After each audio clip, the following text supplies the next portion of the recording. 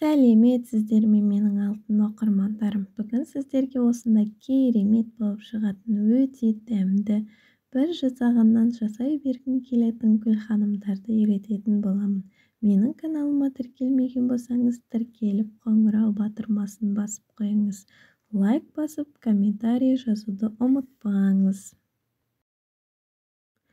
Ең алдымен сарымсағымызды ұсақтап турап аламыз.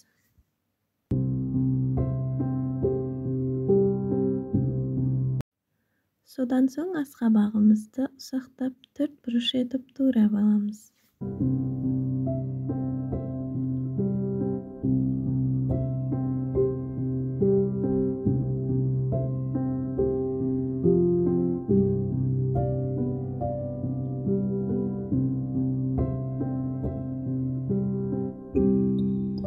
Енді картошкамызды да тура солай төрт бұрыш етіп ұсақтап турап аламыз.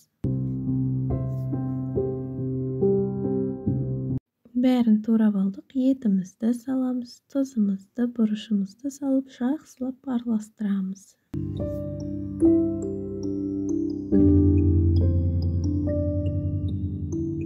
Ыдысымызға суымызды, тұзымызды, сұйық майымызды, жұмыртқамызды салып, кішкене қаттылау етіп қамыр илеп аламыз. Қамырды илеп болдық, тұндырып қоямыз. Тұнған қамырды 3 бөлікке бөлеміз, домалақ етіп аламыз. Енді қамырымызды осылай жұп-жұқа етіп, кішкене сопақтау етіп жайып аламыз. Сұйық майымызды құйып майлаймыз.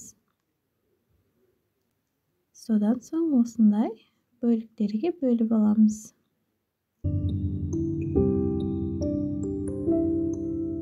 Бәрін бөліп болдық, енді бөгетін боламыз. Осылай қамырымызға астына азырақ начинка саламыз, бетіне жеткізбей қайтарып, осылай домалақ етіп шығамыз. Азырақ начинка саламыз, осылай қайтарып шығамыз и домалақ етеміз. Осылай бәрін бүгіп шығатын боламыз.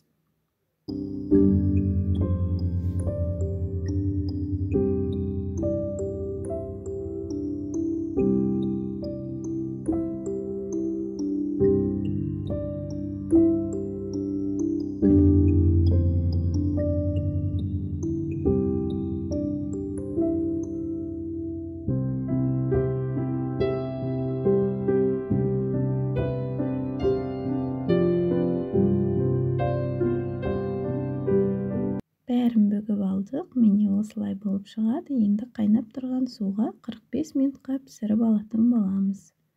Мінеки гүлханымдарымыз дайын болды. Өте сондай әдемі, розаға ұқсаған. Әп-әдемі, астарыңыз дәмді болсын. Менімен бірге болғандарыңызға рахмет.